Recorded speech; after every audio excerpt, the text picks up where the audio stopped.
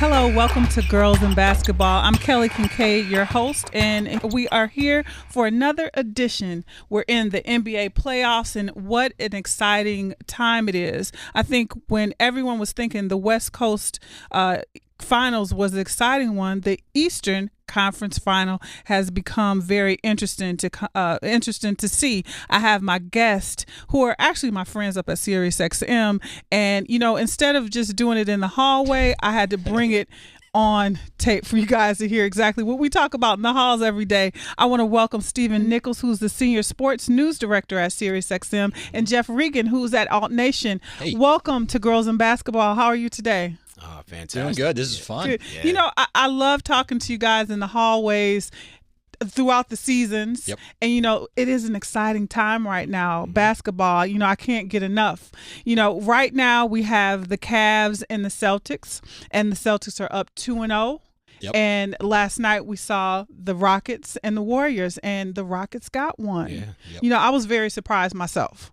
And first of all, I got a chance to go to game one for the Celtics, and I'm so happy because my predictions were only that we weren't going to get swept. That's all I wanted. I'm so happy that the Celtics got into the Eastern Conference Finals, despite no Kyrie Irving, no Hayward, and just having injuries with Smart and with Brown. And so I'm happy. We're 2-0, and we're headed to Cleveland. And, hey, what do you think about the Celtics sweeping the Cavs?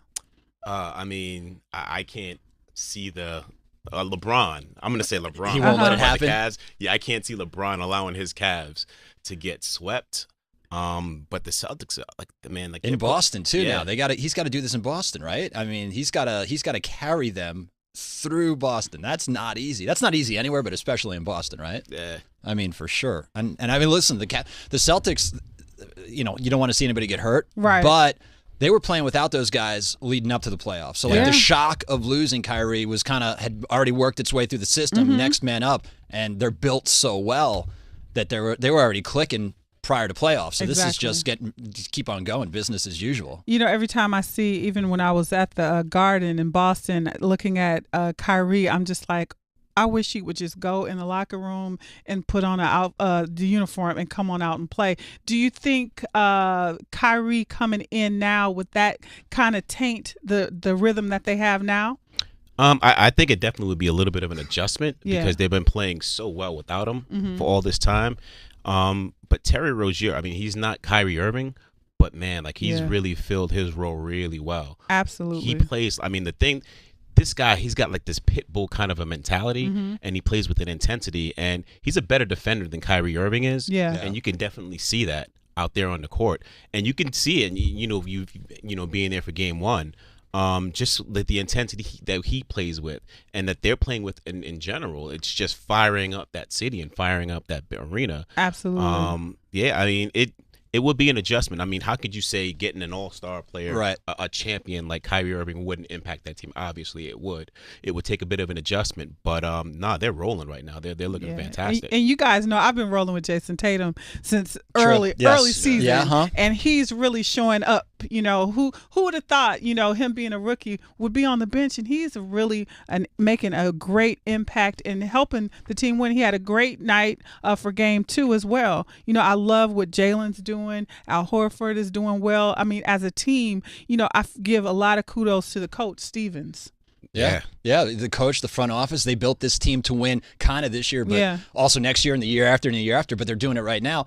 And maybe the Kyrie thing coming back, because you think about it, right? If he was already playing, this whole thing, every commercial, every tweet, everything would have been about Kyrie versus Cleveland, right? That didn't happen, and it's just about ball. So now it's almost like it's not even that. That would have been the commercial. That would have been everything, right? Oh, he's back to Cleveland. They kicked him out. Now he's back to prove it. You don't have to worry about that. Now it's just basketball. So that's what I like about that. Interesting. A lot of the Celtics fans got a discount on the finals tickets because I think once they found out Kyrie was not going to be there, they thought we're out, and here we are now. I know. I tell you, like you were mentioning, talking about ball, and obviously LeBron James is the omnipresent present figure in this entire series. But like if you're strictly just looking at ball, from Brad Stevens, the wonder kid, I can't say he's a grown man. He's an amazing coach. Yeah. But if I'll ask you guys the question: if you break down their rosters, at least their starting five, you run down from position to position to position, who has the better team at point guard? For the Celtics, they've got Terry Rozier starting with the Cavs. Right. They've got George Hill. Who would you pick? If you just going Scary strictly for football, you're asking me now. I'm saying the same thing. Like, right, but like 4 or 5 months ago, I'm like, oh, well, it seems like Cleveland's coming together. Or not even 4 or 5 months ago. Like they started to gel a couple weeks after that those trades were made. But you go with that shooting guard. Right? Are you going to take J.R. Smith or are you going to take Jaylen Brown? You're probably going to go Jaylen Brown. Yeah. Yep. Small forward and power forward. It's LeBron and K-Love against Jason Tatum, who's amazing, but he's not LeBron. And Marcus Morris. You're probably going to lean towards the Cavs, but the Celtic guys aren't a slouch. And at the 5 position, Al Horford, Tristan Thompson. Who are you taking? I take Al. I mean, he's there. Yeah, and I find, as much as I love Jason Tatum, Hood is giving him a run for his money, though. Hood. Or the guy that's refusing to come off the bench. Yeah. That guy. Yeah, but do you think that LeBron has enough steam to get through 4 games? Because I really think, in my opinion, it's going at least 6. Yeah. It has to. But can LeBron do it? Because JR's temper is rising. He's losing it. I just don't think the guys are showing up. And I think that the Celtics are. Well, it also shows like he got whacked in the neck or whatever and had to go to the locker room. That shows you how fragile all of this is, right? Gosh, you don't want to see anybody get hurt, but if he did, that's it. I mean, that was like when he walked off the floor. I'm like, oh my gosh, don't have it end this way. Let him get some wins. Let him, But yeah, I mean, it's it's fun to watch. I'm enjoying it more than I thought I would. I mean, know. I'm a Knicks fan, so I thought by this point I'd kind of tune out to everything, but I'm following it. And I let the West Coast. The West, I'm ready for a game to be like 205 to 175 like one night. That's got to happen, right? It's like video games. As we move on, for the East. So we'll see what happens on Game 3 with the Cavs and Celtics. But, the Western Conference Finals. I've always said at the beginning of the season, the winner of the Western Conference Finals is going to be the champion for 2018. But, when I saw Game 1 with the Rockets and the Warriors, I was like, it's not about how bad the Rockets looked. It was how good the Warriors team is. And I just think that they have that organization and that team. They're already postured and they're in the same talks with the legendary Celtics, the Pistons, the Lakers. Like, they're unstoppable. They're winning. They're going to win the championship. It's just, they're just getting through. This is kind of like, move out the way. How many games? But I was surprised. With game 2 that they gave it to the Rockets. I wanted to give kudos to the coach D'Antoni for really adjusting what they were doing, because I didn't know what he could do to make them win. Yeah. I mean, I think that the adjustment from Game 1 to Game 2, which was obvious to anyone watching the game. It was ball movement. Game 1, it was just straight ISO city. Right. James Harden was getting the ball. He scored 40-something points. But it just wasn't that much ball movement going on at all. Game 2, you saw the moving the ball. You've got everybody had fantastic games. PJ Tucker had a season high. Eric Gordon, they just started moving, and they took it to the Golden State Warriors. Yeah, like they were all up in them. And if you stand a chance of beating them, as you were saying, that they're an amazing team. Amazing. One of the greats, pretty much of all time already. Looking at them that way. But in order to stand a chance against them, you've got to move the ball, get rid of that ISO stuff, and really just put the pressure on them and just put them on their heels and just be in attack mode. My person on the Rockets, I like Gerald Green. Yeah, I feel like he's someone. I'm glad that they picked him up, and I think that he is a factor. I think that he helps them out. I think he had a good game too. I hope he steps up even more. So, in your opinion, how many games is this series going with the Warriors and the Rockets now? Because I thought Charles Barkley said it was going to go in 3. But now it's 1-1 now. So how many games are they going to go? I don't know, man. I think that Houston, Game 1, they were thinking too much. They were thinking, okay, now is our time. We made it here. Now we got to take the Giant out. In Game 2, they weren't thinking. They were just doing. Right. It's like, don't think of it. It doesn't have to get back to Harden. I got this shot. I'm taking this shot. And if they keep that up, I still think Golden State's going to pull out, but I say 6. How about you? I could be with 6. How about you, Steven? I'm thinking 6 as well. Houston's got the home court advantage. Well, I guess it's kind of going now after they split. They took the one, I see it going 6. I really do. I mean, Houston's probably going to be able to steal another one at some point in time. But wow, that team, when the Warriors are clicking, mm-hmm. I mean, they're just too good. And in the last game, in Game 2, it was really just Kevin Durant. It almost kind of looked like they took the night off. Exactly. And now going to 2 games in their building in Oakland. Yeah. Man. Oh boy. That's a tough building to kind of absolutely to play in. Absolutely. That's a good point Steven made. I kind of feel like how Houston tried to make everything go through Harden in Game 1. Golden State got a little bit into that in Game 2 with trying to get Durant. They know they got the advantage with Durant, but when you force it and force it and force it, you find yourself down 5, 6, 12, and even when they started clicking, Houston wasn't letting up. Right. So it was too late. Okay, so we shall see what this Western Conference Final is going to be, but I think everyone kind of knows it's going to be the Warriors. Yep. I feel like it's going to be Warriors in 5, kind of, sort of. I think this was just let's take a little break. We're in Houston. Maybe they got some good barbecue in between the games, and they were like, what, let them do this. Let us chill out. But when they get in the Oracle, it's on and popping. I don't think that Houston is going to get one game at the Oracle Arena. Right. And I sometimes we'll go, is it rigged? Will the Warriors wait to win the championship, take it back to Oakland, or let's get it over with and end it in Houston? We shall see. Yeah, we shall see. So we were talking in the last episode about the open coaches positions. Since we talked, New York filled their position. It was talks of Kenny Smith going, and a lot of people really wanted the hometown favorite, Mark Jackson, but they went with Fizdale. Mm-hmm. What do you think about Fizdale? Because both you guys are Knicks fans. Yep. How do you feel about that? Because you all do need some help. Team-wise. You think? You think? You all need some help. So how do you feel? Because Fizdale had a great run with the Grizzlies, with Memphis Grizzlies. How do you feel about him coming to New York with the team that they have now and the movement? I guess I'll jump. Go for it, Steven. Go for it. Because you're invested. Yeah, you're really invested in the Knicks. To me, it's again I really as a true blue diehard New York Knicks fan, mm-hmm. I wanted Mark Jackson. So I was a bit disappointed when they didn't go that route. The Fizdale hiring, I like it. Mm-hmm. I don't love it. Yeah. Only because Jackson was on my heart. But I think it's a wait and see approach. I mean, he did some good things in Memphis. I like the intensity that he brings. I like his demeanor and his personality. It seems as if, the city won't be big for him or too big for him. It seems like he'd be ready for the opportunity and ready for everything that comes into New York, because the one thing with being the head coach for the New York Knicks, it's so much more than just X's and O's. It's just the culture, it's mm-hmm. the fans, it's everything that comes with it, and I think he's built for that.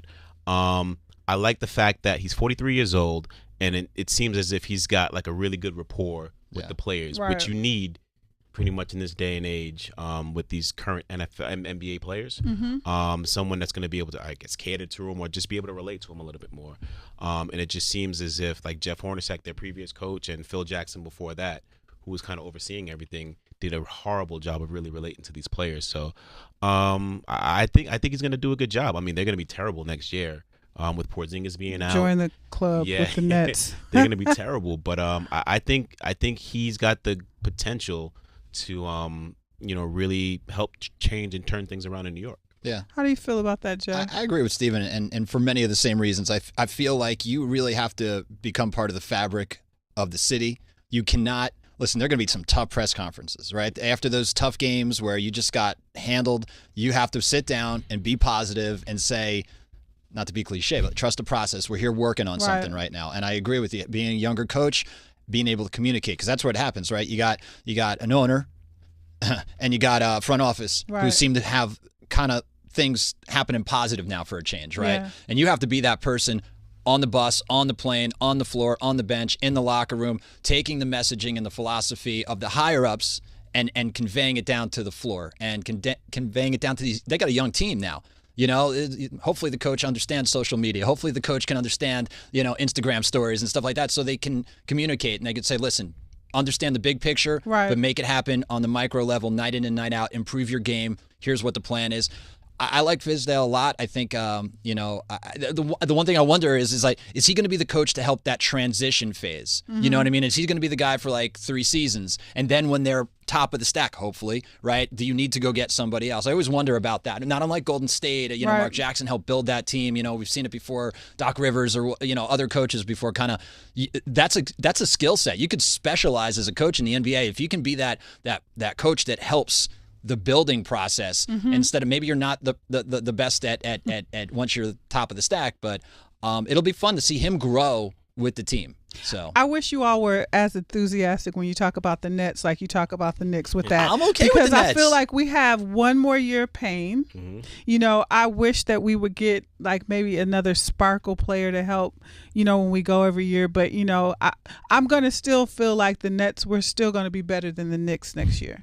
I'm going to be wishful, and I'm going to hope for that. And we shall see. That's seriously hope. Oh, listen, I'm a Knick fan, but I'm back in the Nets. I mean, it's fun to watch them build. At least do something. Yeah. Don't be complacent, and don't do what you've done in the past where let's just grab the shiniest, most expensive, somewhat washed up person just to get on the floor, sell jerseys and sell some tickets, because that's a thing. That's a real thing in New York, right? The Nets have to compete for ticket price with the Knicks and those front pages and back pages, and for better or for worse, it is what it is. There is that competition on the floor, but also in the boardroom and in the bank accounts. So I could see the tendency sometimes to go out and try to pull in a high profile, maybe kind of post,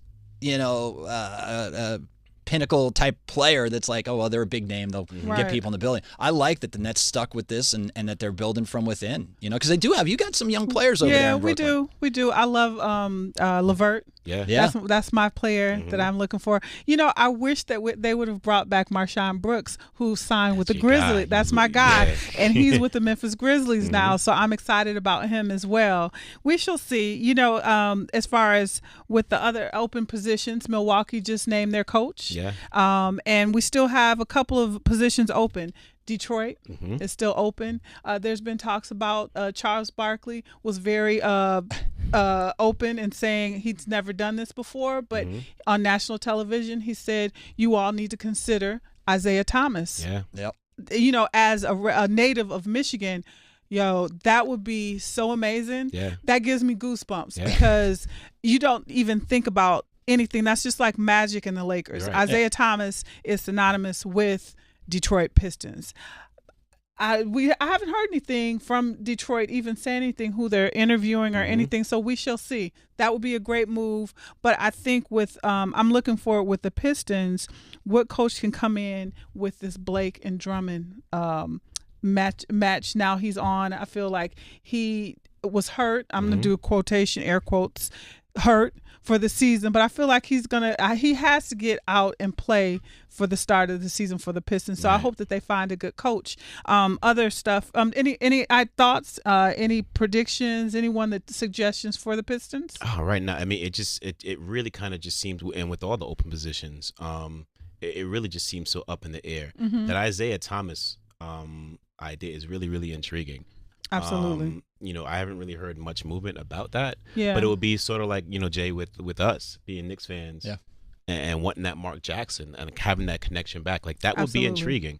I don't know. Like, as far as coaching candidates off the top of my head, who I would love to see get another opportunity at being a head coach is Mike Woodson. He was the coach with the New York Knicks. Absolutely. When we got him to the playoffs that one year, we made 52 wins. And then when Phil Jackson came in, they ceremoniously kicked him to the curb. Right. He landed that plane. That was a turbulent flight that year, but he landed that plane. You're absolutely right. But I think he's an amazing coach, and I think particularly in a town like Detroit, that's pretty much all about hard-nosed basketball. Like, get your lunch pail, your hard hat, and get ready to go to work. I think a coach like Mike Woodson would be fantastic. I agree. I'm going there.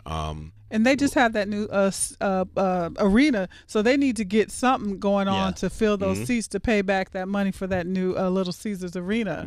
So they need some sparkle and glitter in there. A lot of pizza. You know what they should do? How about this? How about they get Isaiah Thomas to coach, but then they go get free agent point guard Isaiah Thomas to be on the team. There we go. See, that's marketing at work right there. That would be really cool. I'm here. That's a lot of pizza. You'll be selling pizza and tickets. And we also have Toronto and Orlando open. Coach of the Year, Casey, was named this year, and he got fired. Yeah. But in my opinion, it's going to be a lot of movement on the coach side and the player side. Toronto had to do something to begin the process to shake it up. And I guess they started with the coach. And, there are a lot of people out here. Do you think Mark Jackson has a home anywhere with all these positions out? I don't know. I think it's getting to the point now, and I'm a huge Mark Jackson fan, where I think it might be over for him as far as getting back on the sidelines again. Because, if he couldn't land the job with the Knicks where, like, the stars and the moons and the planets all aligned for that to happen, and he didn't get it, I think it's a wrap for him. With Toronto, I think Jerry Stackhouse, he's the head coach right now of their G League team, the team that just won the championship down there. They've been kind of grooming him for the longest time. That would be to be a head coach. It seems like it will be an easy transition because he's already in the Raptors family, right, and he's familiar with the culture, style of play, the organization. It seemed like that would be a good move. Becky Hammon, I think she's been kind of getting a little bit of flyers out there as well. Yeah, because she interviewed for Milwaukee, and she's doing a great job with the Spurs right now. That would be, I have said, I think that Becky Hammon would get a coaching job before Mark Jackson gets a coaching job. That's just what it is. He must have done. I don't know right? what it is. Right. I enjoy him as a commentator, though. Yeah, he's good. He's good. It's Toronto, too. That's super interesting because we were talking about, Fizdale with the Knicks. Is he the coach to kind of help build and lay the foundation, and somebody else comes in? Toronto is built to win right now, so the type of coach that you might want to bring in is somebody that can communicate with the players and get them to buy into whatever, the scheme and the philosophy is, but they're kind of already there. So, and it's Toronto too. You wonder, other than this right now, the high profile comes because it didn't work out. But otherwise, day in and day out, they're kind of that quiet team that just goes about their business. They're built well. They win.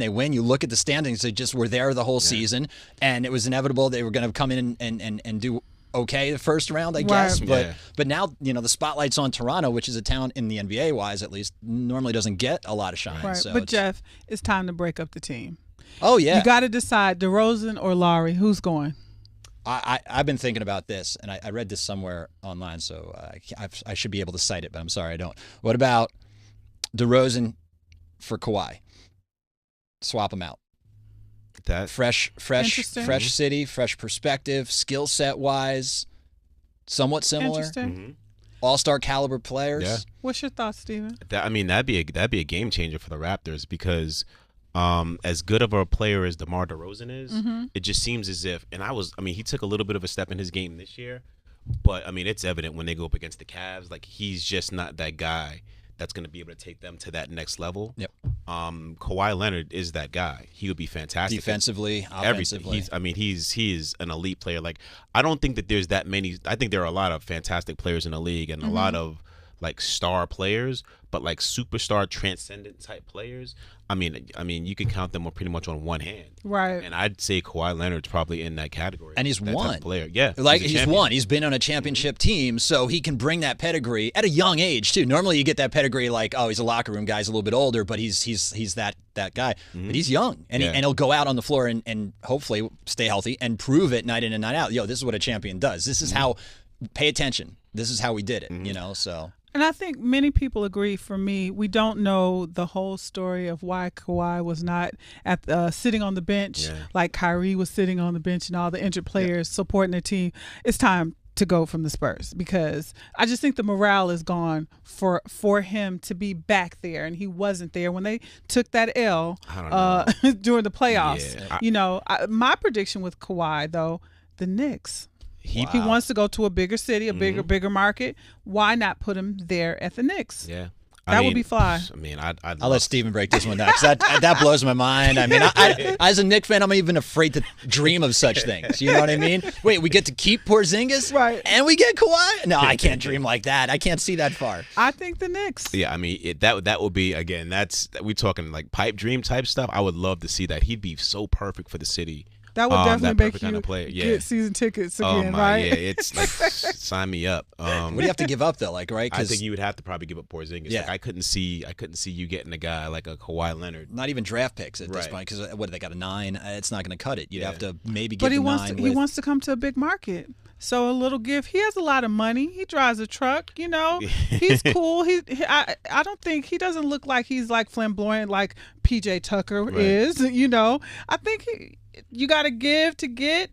You never know. Yeah, I agree. But I mean, if I were the Spurs, like before I even considered going down that route, like he's such a special player. Mm-hmm. Like I tried to smooth all kind of fences in order to kind of change his mind and to kind of keep him there, because the thing about a town and a city like San Antonio, with regards to attracting players and free agents there, like that's not a free agent destination. So if you let a guy like Kawhi Leonard walk out of that building, it's going to be chances like you might not see a big time star player like that get to San Antonio anytime soon. But do you think he's going to stay? It doesn't look like. I mean, it's right now, as of right now, it doesn't look like it. But I mean, stranger things have happened. I remember Kobe Bryant was pretty much going from the Lakers, many, many moons ago. And they were able to kind of mend that relationship. Like I remember him talking, he's been on the record saying that he was going to be in Chicago. Like he was getting ready to go to the Bulls. And, they were able to kind of repair that relationship. So, I mean, it doesn't look good right now in San Antonio between Kawhi and the Spurs. But, man, I'd try to, like, do whatever I can to kind of keep him in the house. I mean, we saw that with DeAndre Jordan. Yeah. The Clippers and the Mavs, and he ended up, he was at the Mavericks and he went back to the Clippers. So that's right. Anything happens in postseason. You never know what's going on. And with Orlando's an open season. They just can't get it quite right with the players and the coach.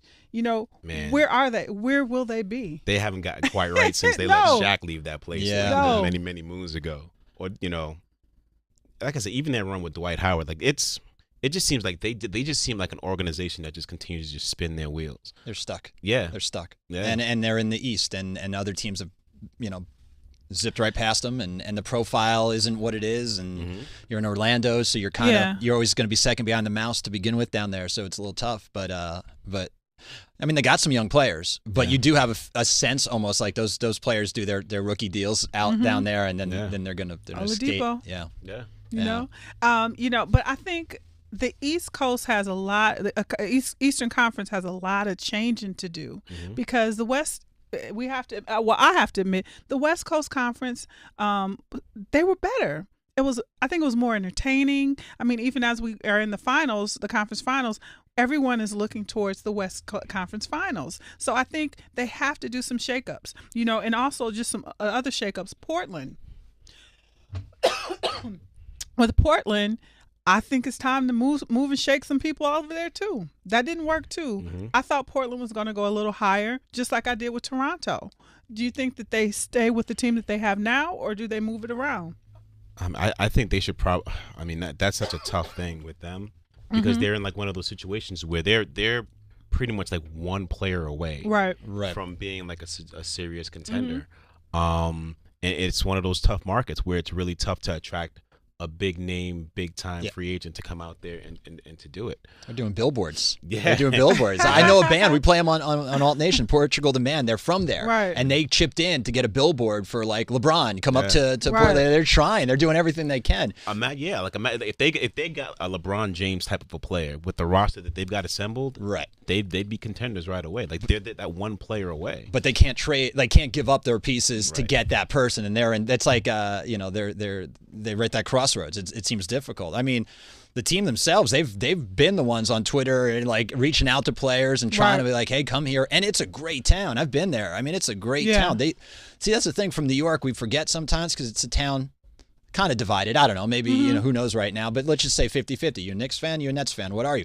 With Portland and so many other markets, they just got one team, so it's all in. It's all in, and it's a really cool thing. And that's definitely one of those towns. I think it's too early to talk about where LeBron goes, or does he stay in the Cavs now, as we'll see, if the Celtics sweep. Well, yeah, that's it, right? Yep. Where does LeBron go? You got to wonder, right? Like right now in his head, what are the scenarios playing out? Yeah. I lead Cleveland back and we win. Don't even think finals yet. I can carry them through and get back to this and get to the championship. If that happens, do I stay? Right. If this just falls apart and I can't see this team coming back around next year and being any better than they are right now, then Lakers, but you hear Lakers mentioned for everybody, Kawhi and DeRozan and LeBron. It's like everybody go to L.A. Yeah, but I mean, if he went to the Lakers, they still, like, as of right now, they probably need some additional help. Like Paul George would have to go there. That, you know, that's been the rumor for a while. Yeah, exactly. That's money. But the thing, like, I think it'd be such a unwise decision for LeBron to go to the Western Conference, because you're gonna have to see the Warriors right now, and he's been in the finals now. What is it, like 9 straight years? Yeah. Pretty much coming out of the East, because right now it's really like LeBron and, you know, there really isn't. Yeah, LeBron and them. LeBron versus the West Coast. There really isn't any kind of threat to him. So if he went to the Lakers with, you know, let's say Paul George goes there, it's going to be him, LeBron, Paul George, Lonzo, Ingram. You know, can that team? You know, those guys are pretty young with Julius Randle. Like, are they ready to take on the Warriors? Then him and Isaiah would be together again. Maybe they if can Isaiah make up. comes back. Yeah, he's a free agent. So yeah, like that. That'd be interesting. That'd be interesting. You always need those plot lines. It's like reality TV. It's enough to talk sports, but you always need that thing just underneath it, like dun dun dun. Well, you know, we're talking about the players that are already in the NBA. We had the combine that just or the lottery that just happened. Yep. Phoenix got something. It's Phoenix, Sacramento, and Atlanta. Thank God. I'm wishing well for Atlanta. Number 3 is a lucky number, and they really need it because they were the worst team in the NBA this year. Yeah. You know, but Phoenix, we have all these college players coming out. We have DeAndre Ayton. We have Miles Bridges from Michigan State. Who's the other players? Bagley.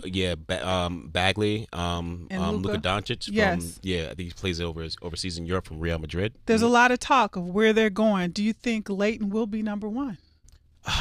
For me, Phoenix? I think they're going to go to the route of drafting Luka Doncic. And I'm not saying because their new head coach. That's it. He coached him over there in Europe. Right. But I think it's just a little bit more than that. I just think Luka Doncic's play fits the Western Conference in that style and the fast pace, moving the ball up and down kind of pace, that Western Conference ball, a little bit more than than the big man. Right. Number 1. Like, I think that's a better decision for them. Right. You think he helps Booker get to that next level? Yeah, I think because the ball's going to be He's such a play, and he's a big guy. Like, he's like a small forward. Yeah. But he's a playmaking small forward that can shoot, and he's just so creative. And I think he'll be able to open the offense up that much more for Devin Booker and Josh Jackson, who they drafted. You know, I think it would be a better move if he went 1. And like go to Sacramento. The fact that they brought in the coach is like, because otherwise I could see a little bit more of the case for Ayton, but now with the coach his coach being there, I'm like, okay, why would you do that if you weren't going there, right? We shall see. You know, I'm looking forward to seeing my hometown Miles Bridges where he lands up. I think he had a great season or career at Michigan State. And there's also talk of the Duke kid Porter. Yeah. Where he's going to land up. People are saying number 3. Yeah, between like 3, 4. Like, he's going to definitely be a top 5 pick for sure. Yeah. As you do sports all day, that's you about that life. Are there any players that are going to be surprised that you think they're going to come in the first draft that maybe a lot of people haven't looked at? You know, you look at the Terry Roziers and the Marcus Smarts and people like that. Do you think there's any players that may come up and get surprised and get drafted? Man. I mean, that's tough because those kind of players always, I can't say always, sometimes just crop up, like a Terry Rozier or a Donovan Mitchell. In this past draft that popped up there. That's tough to bring up with Knicks fans in the room. Oh, you know that, Steven. Yeah. Man. I mean, to me, like I see this draft, me personally, just really as a 2-player draft between DeAndre Ayton and Luka Doncic. I think those two, by far and away, are like the impact kind of transcendent players that can really impact a team immediately. And turn things around. With Doncic probably being the most NBA ready player in this draft, but it's. You know, Trae Young, everybody keeps talking about him. Yeah. He's young. He really is young, right? He's really young, and he's got a hell of an offensive game, but he plays no D.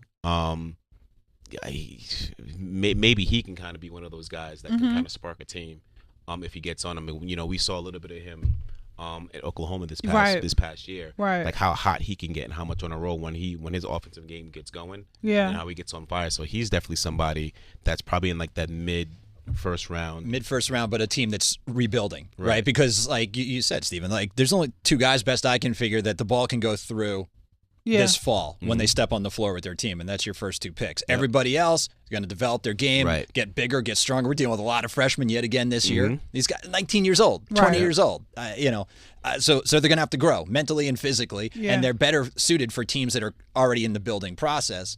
And I like Bamba down at Texas. I think that he's another guy. Like he's an athletic dude. He can shoot. He can back to the basket if you need him to. Always not a West Coast thing so much anymore. And a lot of people aren't playing back to the basket, but.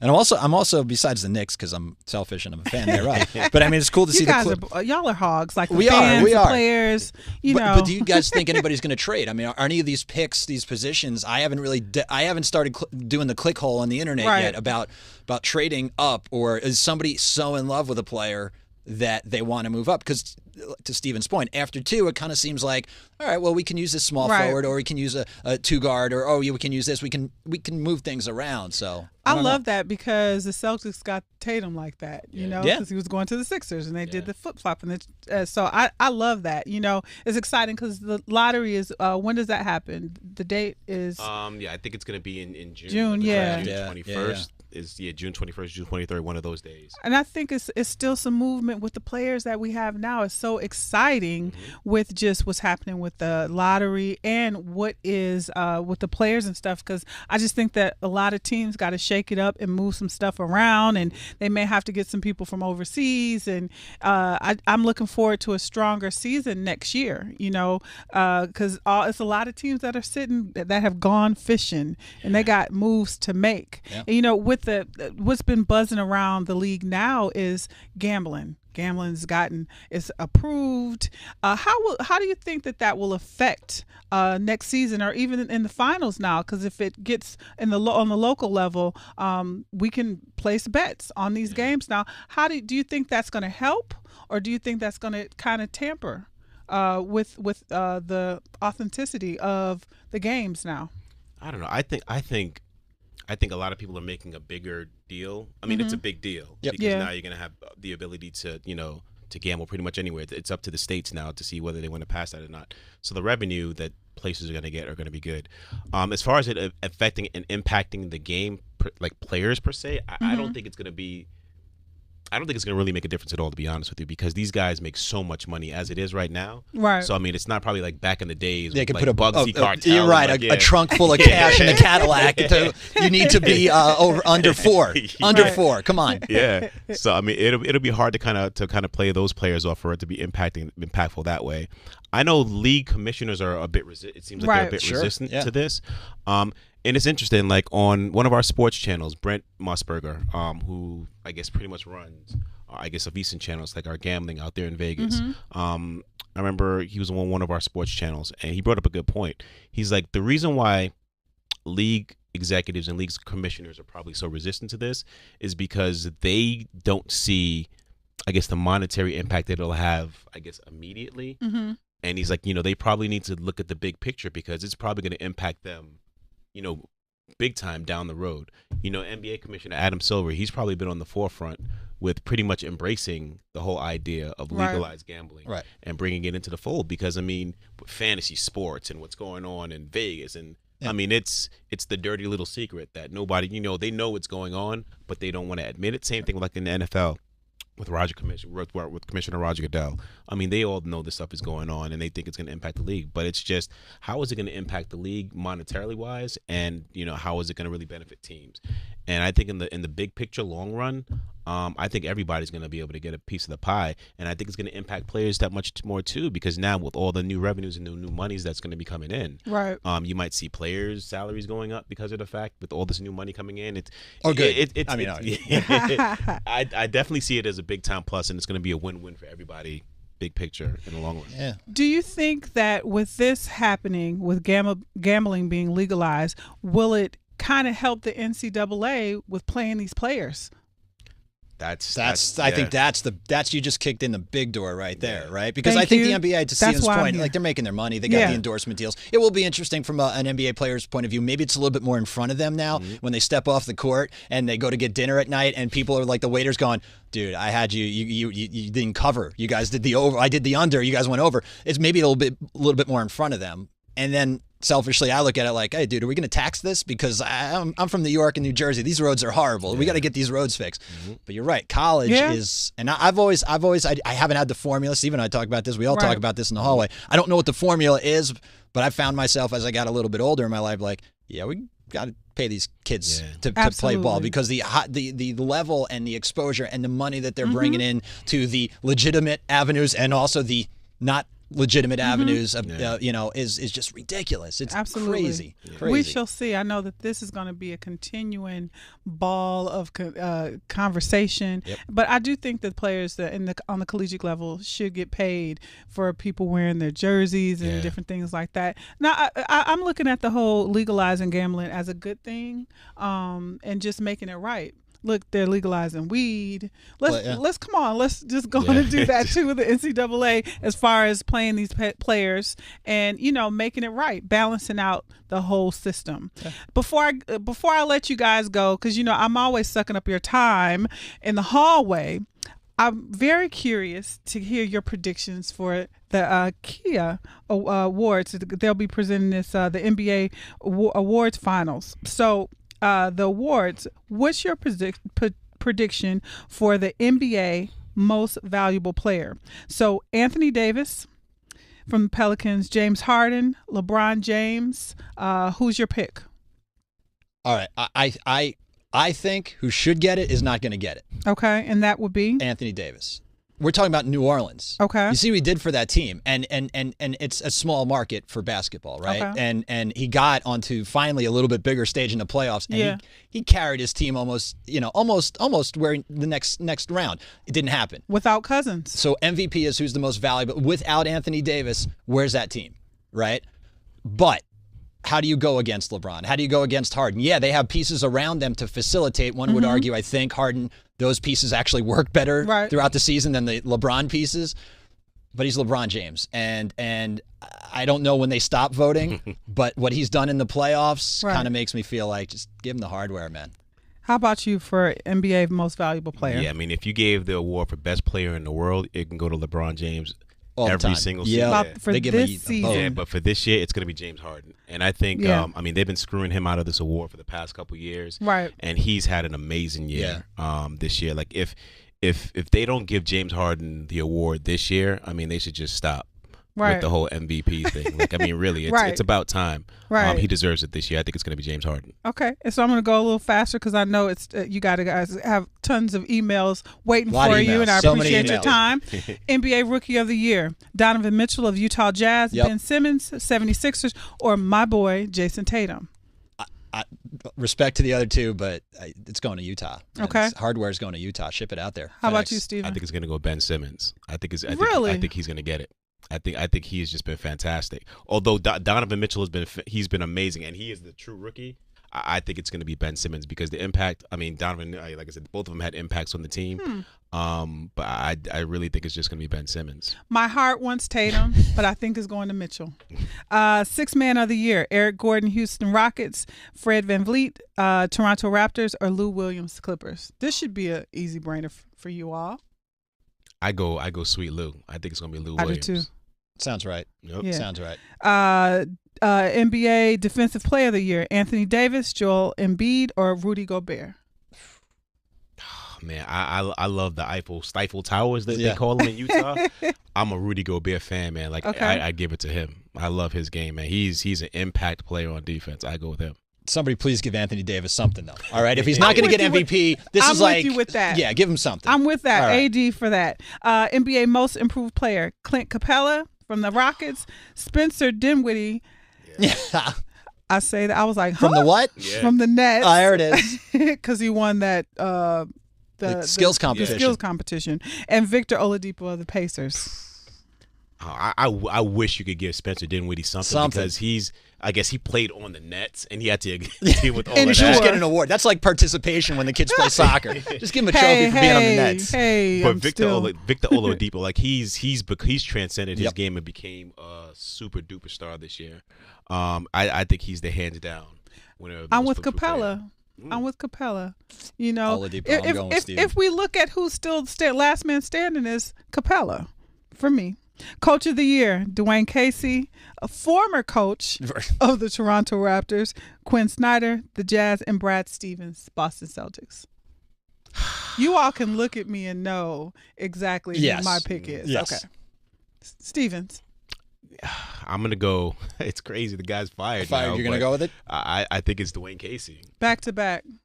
Oh, okay. I think it's Dwayne Casey. How about you? Not just because you were nice enough, Kelly, to have me on your show with you today, but I'll stick with you. I mean, he's done a really nice job. Yeah, he's got all sorts of great talent, but they're young talent, and it's a long season. And, oh, by the way, he dealt with crazy injury from the first night of the season. It was like timed out. First night of the season, halfway through the season, boom, boom. Your guys, your main guys, your veterans who have carried you, they're gone. What are you going to do?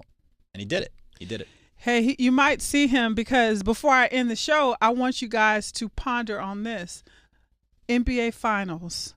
Steve Kerr and Brad Stevens coaching their teams. Warriors are going to win, but how amazing to have both these coaches in the finals. I think it would be great. Yeah. And the Celtics will not get swept. No, at all. He's done such a great job with Brad Stevens of proving his worth on the collegiate level in Butler and taking Butler and that program to the heights that he did, and what he's done in Boston is just it just seems as if he's always prepared and he's got something for everyone. Yeah. The Rockets should wish that they had Brad Stevens because they probably would have a chance. Absolutely. That way he just has an amazing mind. It really is amazing what he's done. He's like Bill Belichick or something like that from like the NFL. Like those guys are on like another level with the way that they think and how they just, get the game. The Celtics organization, Danny Ainge and all of them, they were very smart to grab him up from the college level and get that done. I'm so excited. I get misty-eyed as we get closer to the finals because it's like no basketball. What am I going to do?